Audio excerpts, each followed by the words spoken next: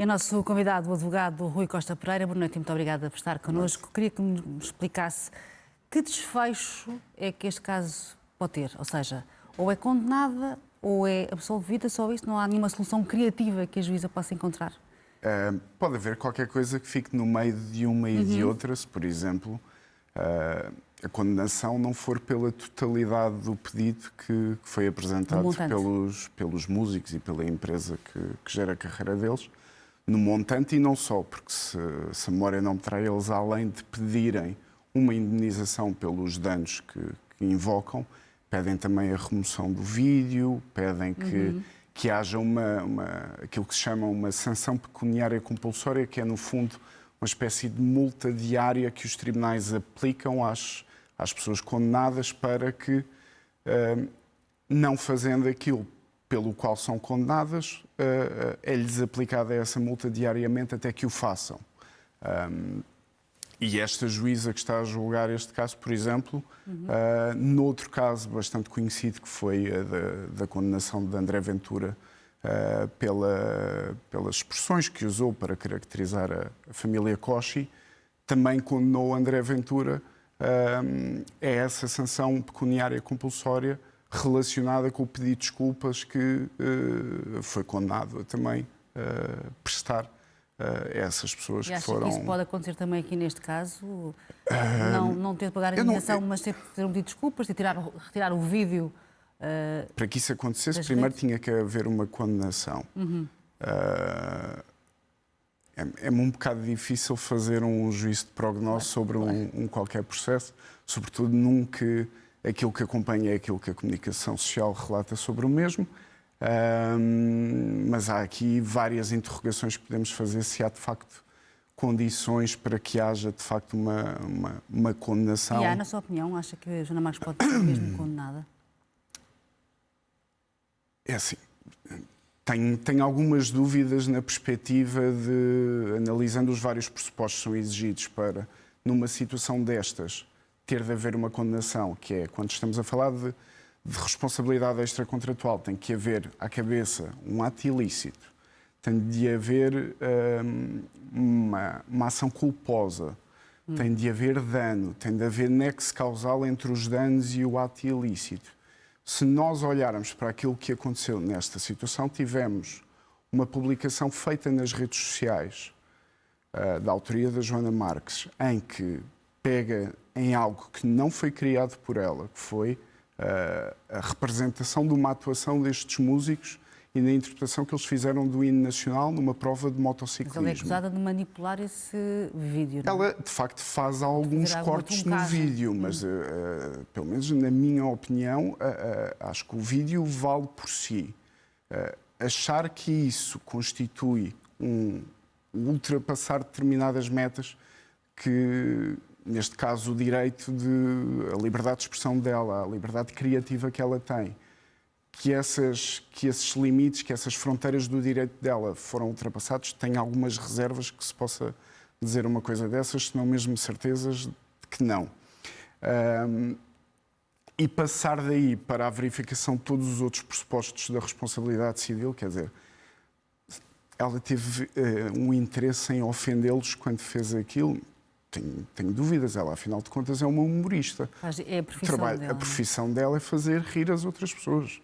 Eu ri-me com aquela publicação, tenho a certeza que muitas outras pessoas também se terão rido com a mesma,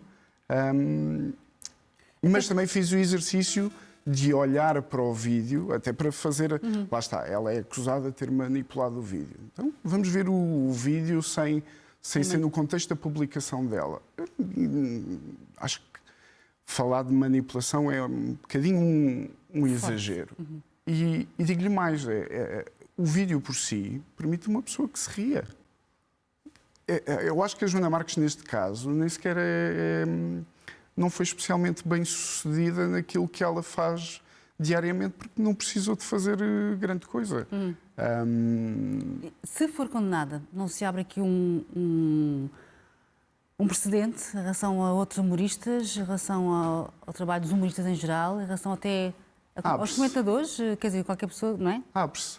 Acho que é um precedente bastante bastante perigoso, parece-me. Quer dizer, se começarmos a viver numa sociedade em que um humorista, antes de criar determinada piada, tem que testar, nem que seja internamente ou com a sua própria consciência, se com aquilo que vai fazer vai ofender alguém e por isso começar a pesar.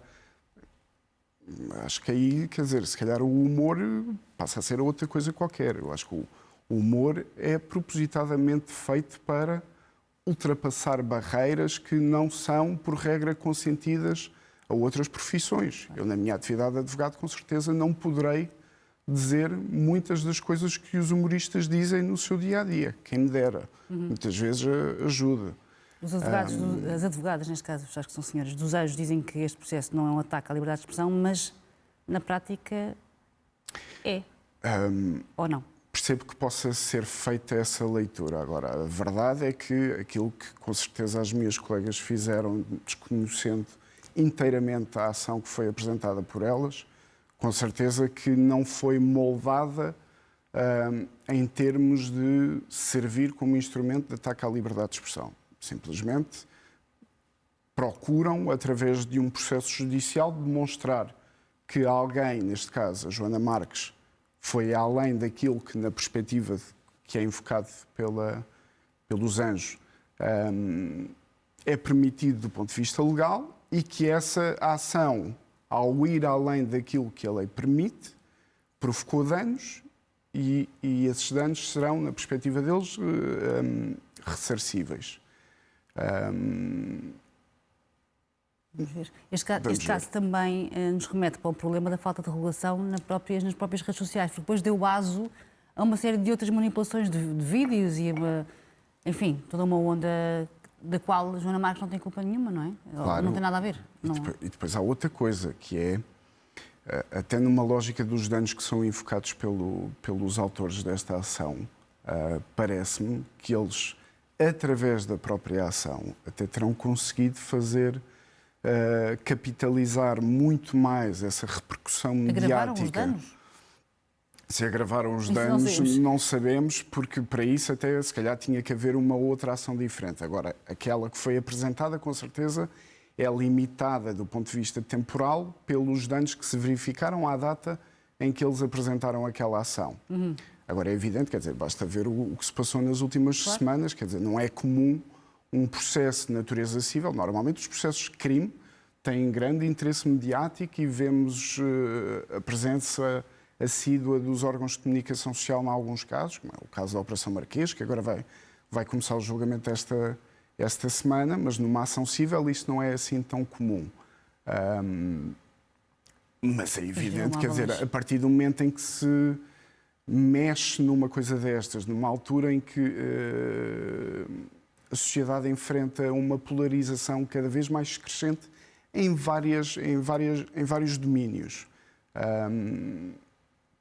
Acho que se calhar não foram amigos deles próprios com a publicidade que trouxeram para o seu próprio caso. Costa Pereira, muito obrigada por ter estado connosco neste Jornal de Domingo. Obrigada e boa noite.